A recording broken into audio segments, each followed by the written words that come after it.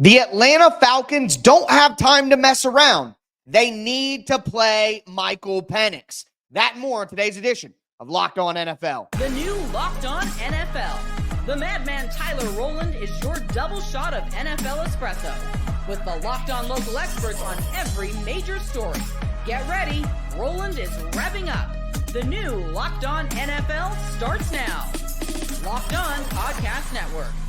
Your team every day.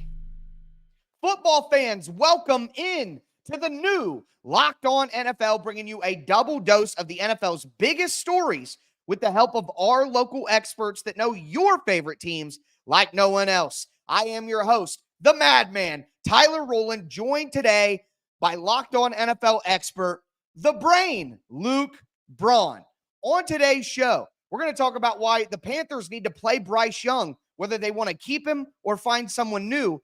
We're also going to talk about the Cleveland Browns, who need to go to Jameis Winston, but they're not the only people who need change at quarterback. The Atlanta Falcons and the Pittsburgh Steelers need to roll with their backups as well. Before we dive into all of that, I do want to thank you for making Locked On NFL your first listen of the day. Thank you for being an everydayer here with us at the Locked On Podcast Network, your team every day. Make sure that you tune in later to the second edition of Locked On NFL and step into the barbershop with Tony Wiggins as he chops up all the NFL topics on Locked On NFL as well. Today's episode is brought to you by FanDuel.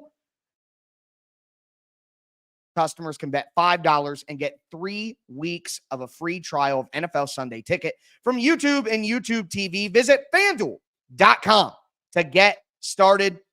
Luke, I'm coming out of the gate hot here. All right. One of my big, bold predictions for the season. I know, right? Shocker. I'm coming in hot. But one of my big, bold predictions for the NFL season this year is that Michael Penix would be the best quarterback for the Atlanta Falcons. And look, It may be only week one. It may only be week one. But I think we are seeing the effects of a limited Kirk Cousins already. Kirk Cousins coming off the Achilles tear. I think that they didn't play action as much as you would normally want for a Kirk Cousins team. None. Not one. Aaron Freeman from the Falcons talked about. That's how he has to play. If you're asking Kirk Cousins to operate with limited mobility from the limited mobility he had already when healthy before the injury, and then without the aid of play action, which has been a big part of his game throughout his career, I just think it's going to be incredibly difficult. And Aaron Freeman from Locked On Falcons talked about this as well. The Falcons hype train got derailed thanks to poor quarterback play and poor coaching. I'm Aaron Freeman with your Locked On Falcons Week 1 overreaction. If you were betting on the Falcons being one of the NFL's most improved teams in 2024, you might want to rethink that bet after a frustrating 18-10 Week 1 loss to the Pittsburgh Steelers. Kirk Cousins threw two picks, and the Falcons turned the ball over 3 times, resulting in 9 Steelers points, and that seemed to be the big difference in the outcome of this game. Coaching did Kirk very few favors with a lack of play-action passes and a very questionable strategy to leave T.J. Watt one-on-one all game. Can the Falcons rebound and begin to live up to the hype on the road in Week 2 versus the Philadelphia Eagles on Monday Night Football? Find out by following Locked On Falcons, part of Locked On Podcast Network, your team every day. Luke, I would say that out of everyone at the network, you might know Kirk Cousins better than anybody else. Am Against I my will, yes. Here? This is tough. So the reason that Kirk Cousins played bad, which he was bad, some of that was Kirk Cousins, classic Kirk Cousins, holding the ball a little too long, statue in the pocket, strip sacks. They got called back on penalty, but they were still bad. But the way you alluded to, the way the Falcons approached this, you and Aaron talked about it, no play action, pistol, all shotgun, no under center, limited a mobility. way different offense than Kirk Cousins has seen. Right. And the reason for that might be the Achilles. So it's his right foot that's hurt, his right heel. Mm-hmm. And that's the one you plant on when you do long under center drop back. So maybe you want to take that weight off of it. You want to go into shotgun a lot, but you still want Bijan Robinson to have a head start. So that's the point of pistol. So that's why they did all that pistol. I actually think that's kind of a creative solution if you don't want to do that under center drop back. And that might be a short-term issue. But if you want to, say, okay, well, that means you're not too healthy enough to play and the backup Penix should go in, then that's the argument, right? And that's, I think, like a more tempered argument than just Kirk sucks, put in young guy. Right. Which is probably smarter. But the other thing, and this is permanent, this is wild to me, they changed his alignment. So Kirk Cousins is a left foot back quarterback. You watch any highlight from him all the way from Michigan State through all of his years at Minnesota, he would always line up when he was in the shotgun, left foot back. And the reason for that is when you start your drop back, your foot is already a little back. You get a head start, and your drop back doesn't have to be as fast. You can get to the top of it faster. You can do quicker timing things. Things just work faster. That's going to be good for the offense. When you're even-footed, which is what the Atlanta Falcons have him doing for the first time in his career as a 36-year-old coming off of an injury, and missing a bunch of camp, they have decided to change his footwork. That is sort of a pistol thing that can be really useful on like read option. If you've got a running back on either side, you don't know which way the run's going to go. You don't know which way the quarterback wants to open up to. And like it can kind of help you not tip your hand. Mm-hmm. But you don't have that head start that Kirk Cousins has always had. So the drop back's going to be a little bit slower. That means everything on the offense is going to be a little slower. That means guys like TJ Watt have a little bit more time. And you add in the Achilles, and he's already going slower than he was going before. So it exactly, the and issue. He's uncomfortable with it. That's the big thing. He's uncomfortable with it. So making him do something that is new to him, while also still looking a little stiff in the legs, and not at all what he's been good at for the last 12 years, utterly insane to me. I cannot fathom what Raheem Morris and Zach Robinson are doing over there. And that feels like that footwork change isn't something you do game to game. Like I've never seen that. Quarterbacks are right foot back or left foot back basically always. And the pros and cons of those are more controversial than you would expect. But like that, whatever you do, you do. And that is the comfort that you get into. That's your swing. That's your rhythm. So to try to change that rhythm on the fly, like to try to change it back now, it might be too late. And so I don't know where the Falcons go from here. And they need to hurry. Like we talk about Cousins zoomed in, but as a team, the Atlanta Falcons don't have the time to wait for this all to work out or wait for Kirk Cousins to get healthier. The reason that they went out and got Raheem Morris and the reason that they made changes away from Arthur Smith is because being in the middle wasn't good enough and they need something to put them over the top. So they go out and they get Kirk Cousins. They bring in a bunch of pieces. They're pushing in to win now. And to lose that game in week one, the way that they did with all of the Kirk Cousins stuff that we've talked about, to me, it's unacceptable. And they need to make a decision here of, are they going to wait for this to happen and potentially risk ending up 7-10 again, just like Arthur Smith? Or are they going to go with who's the best quarterback right now, which I believe is Michael Penix? And not only do you get better quarterback play and a more open offense because you're not limited by the quarterback's previous injury, but you also start developing your young guy, which clearly they went out and got him for a reason because they think he's the quarterback of the future. So to me, it kind of gives you multiple options to have positive outcomes. And then when Kirk Cousins is healthy, if Penix isn't doing well, you could just go back and say, hey, it was a health thing, not a performance thing. And then you don't put Michael Penix on the bench for a benching. It's just, hey, right. You say, we got you a couple games and then we're good. Exactly. Yeah. So I think that would be the right move. Go with Michael Penix. But there are two other quarterback situations in the NFL. Justin Fields with the Pittsburgh Steelers, Deshaun Watson with the Cleveland Browns. I think those warrant conversation. Now, I do want to remind you guys again, make sure to check out the second edition of Locked On NFL today. Step into the barbershop with Tony Wiggins, part of the Locked On Podcast Network. It's your team every day. Do want to let you guys know that today's episode is brought to you by FanDuel Sportsbook. Look, you've heard us talk a lot about FanDuel. After all, it is America's #1 sportsbook. Well, we have something a little different for you. Now through September 22nd, all FanDuel customers can bet $5 and get a 3-week free trial of NFL Sunday Ticket from YouTube and YouTube TV. Then, with a YouTube TV base plan, you'll be able to watch every regular season Sunday afternoon out of market game. All you need is a Google account and a current form of payment, and you can cancel at any time. There are some good games out there this weekend on FanDuel. And Luke, I hate to do a little bit of home cooking, but Titans 4.5-point underdogs at home against the Jets. It's interesting line. That's all I got to say about that. So if you find that interesting or you want to look for some other interesting lines out there, which there certainly are some, make sure that you visit FanDuel.com and download America's #1 sportsbook.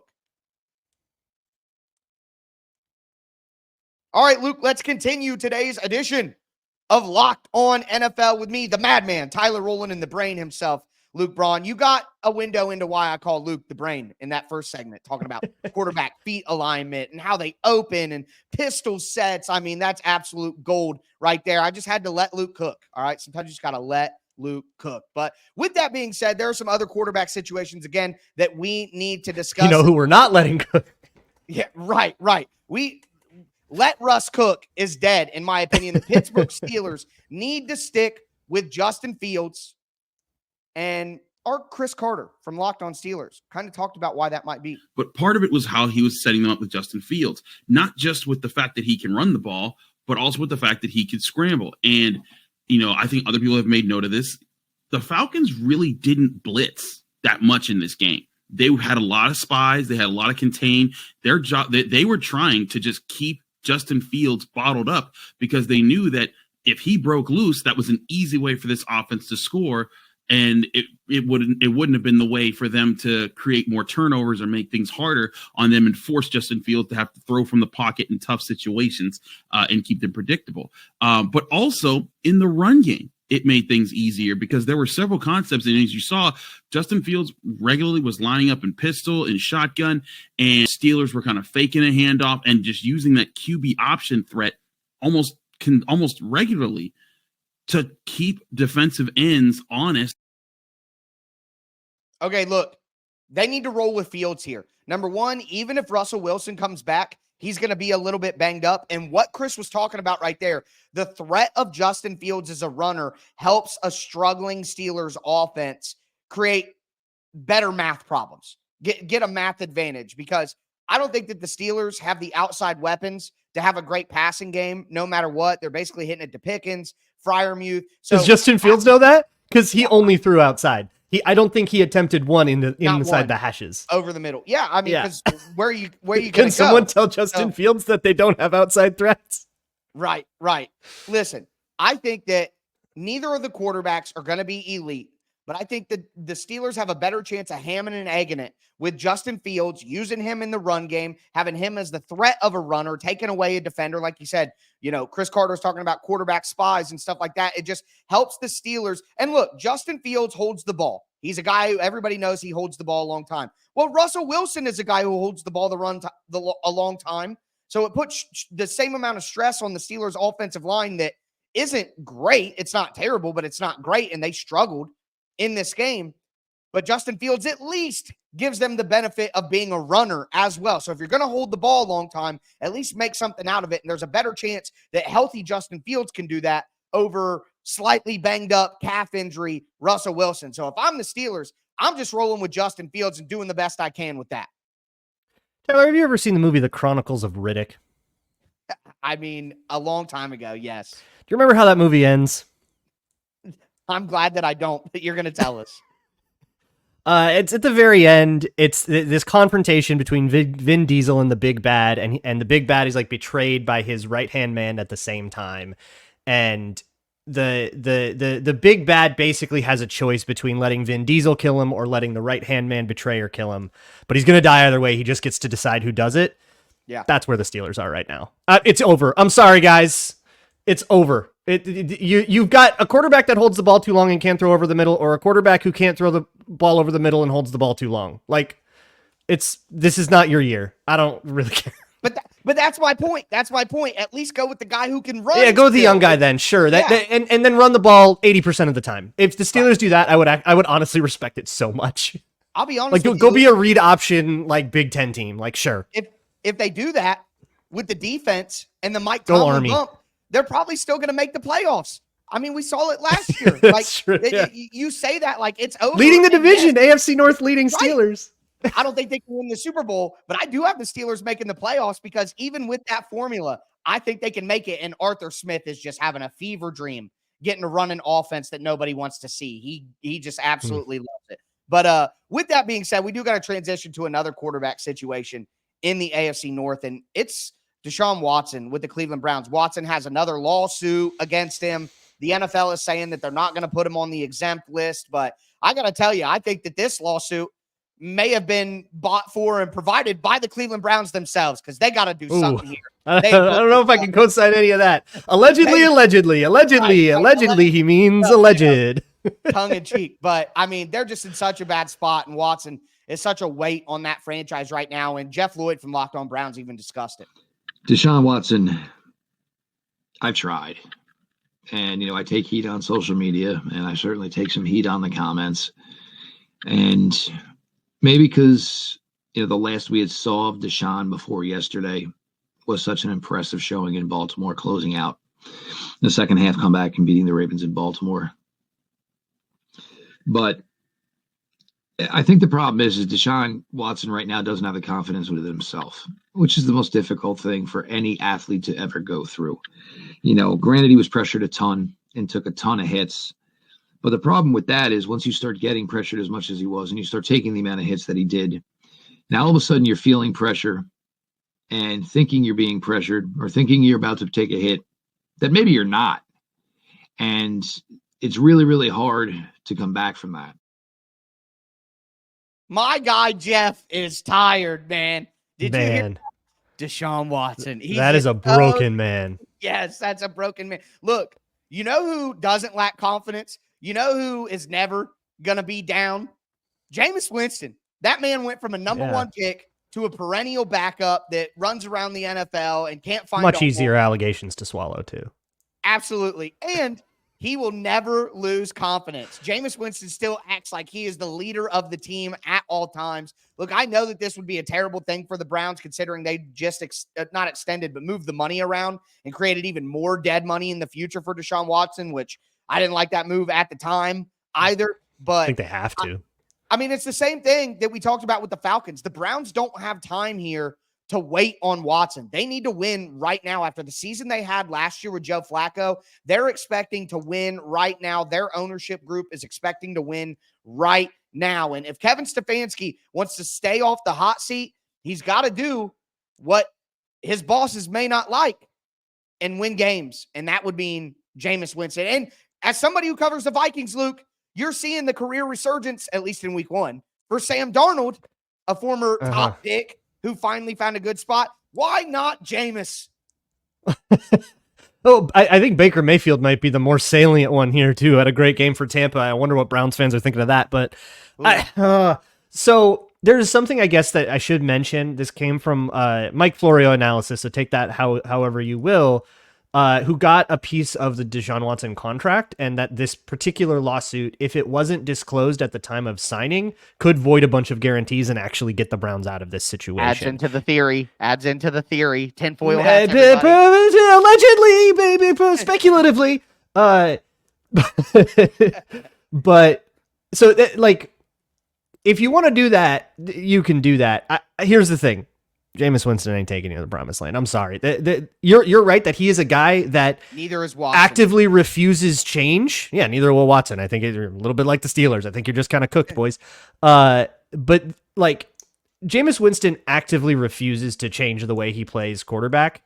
And so you can lose, but it's more fun. You know what? Yeah, go for it. I'm in. That's better. Lose, but you don't feel like you're selling your soul to Satan every time you flip on the game. Yeah. But okay, can I tell you the Zimmer story? Luke, listen, I got to put the reins on the brain. I'm putting the hat on the cap on the brain. We're talking Dallas Cowboys defense. Can't wait to get into that. And Bryce Young, whether you want him to be good or you want him to tank, keep playing him. That's all you got to do. We got to discuss all of that. I do want to tell you guys that later on this afternoon, Tony Wiggins in the barbershop, going to be breaking down some more NFL talk. Make sure that you tune in for that. It's Locked On Podcast Network, your team every day. Today's episode is brought to you by eBay Motors. Passion, drive, patience.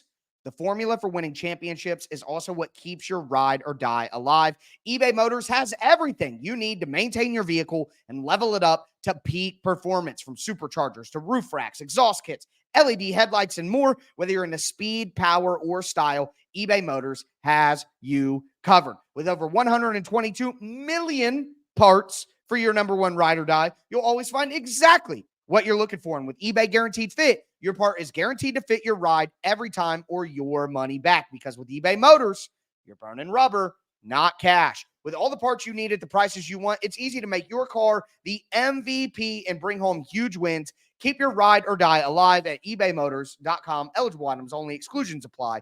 eBay Guaranteed Fit, only available to U.S. customers. All right, football fans, let's cap off today's edition of Locked On NFL. Talked about Michael Penix playing for the Falcons, Justin Fields in Pittsburgh, Jameis Winston for the Browns. Now we got to talk a little bit of Dallas Cowboys defense because, man, the Dallas Cowboys defense looked excellent against the Cleveland Browns in week 1. And it turns out it may have been personal at the end of the day. So we're going to let Luke give us a little scoop about that. But first, let's hear about this Cowboys defense from our guys at Locked On Cowboys. I want to start with the defense, Landon, because to me, that's the story of this game. They set the tone early.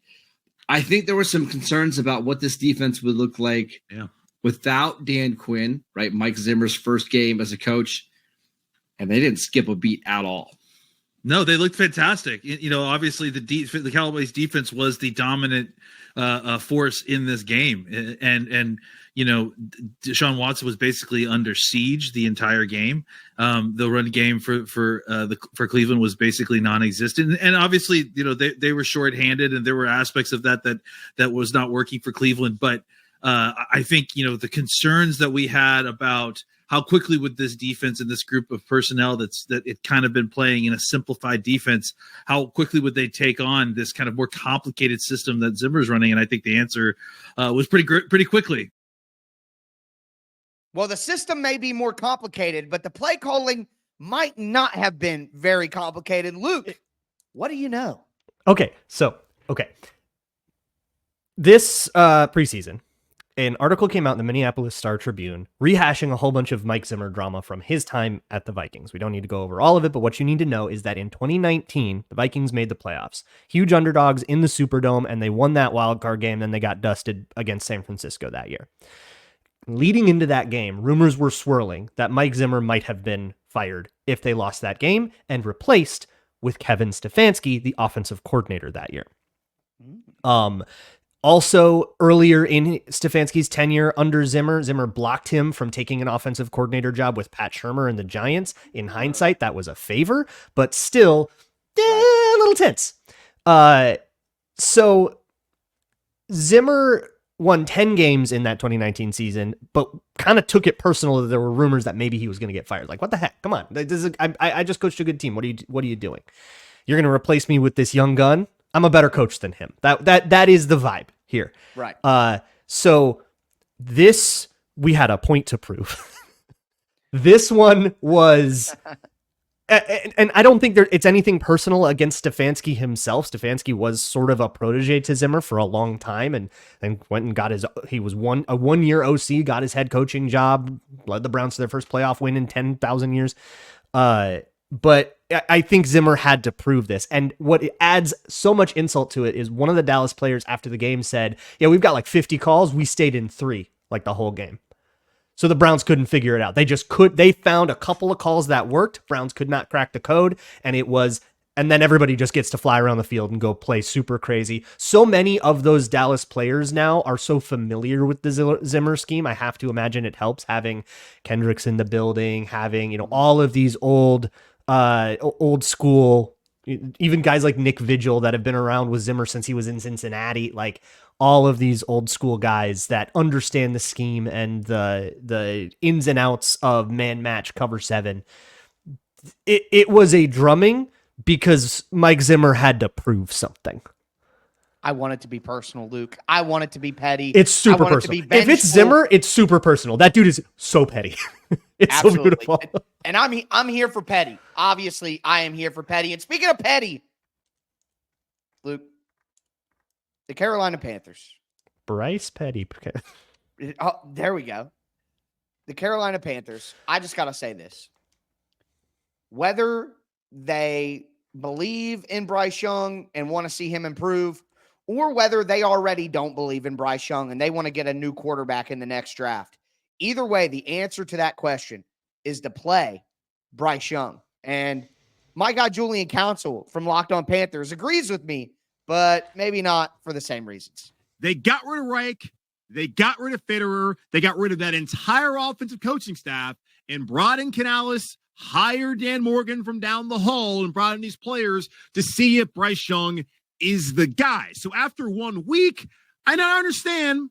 He played 16 games last year, Julian. It didn't look all that great outside of the game against Houston and Atlanta. It's not like the numbers were all that great in those games, and he was excellent against Green Bay. But outside of that, left a lot to be desired. Yes, I understand.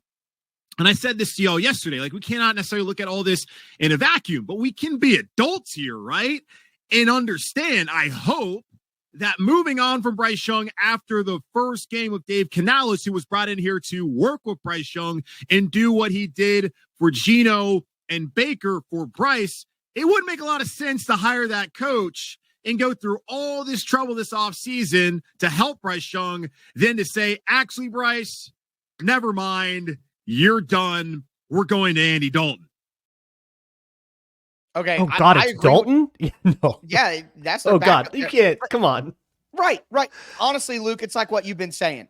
The Steelers, they're not winning a Super Bowl with either of those quarterbacks. The Falcons, probably not winning a Super Bowl with either of those quarterbacks. The Browns, probably not winning the Super Bowl with either of those quarterbacks. And it's the same thing in Carolina. You're not winning anything with Andy Dalton either. You're not going to win anything to, like, what would that do? I'm having the same problem in Tennessee. People say, hey, go with Mason Rudolph. Well, what's that going to do? What are you going to do with Mason Rudolph?